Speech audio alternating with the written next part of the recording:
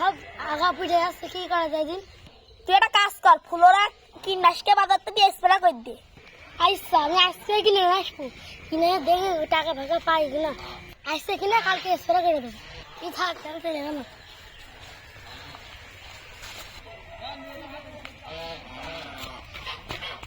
ও spray ঢমটা দাও দিন। তো মনে হয় কেন আমার দিকে দাঁড়াও দিচ্ছি।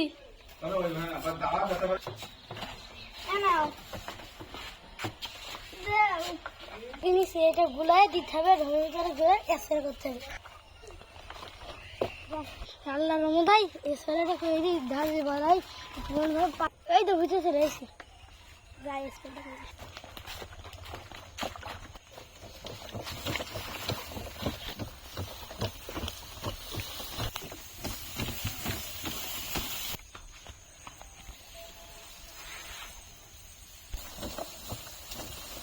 যা আজকে করতে হলে আমি নরম আজকে স্প্রে করা হয়ে গেল।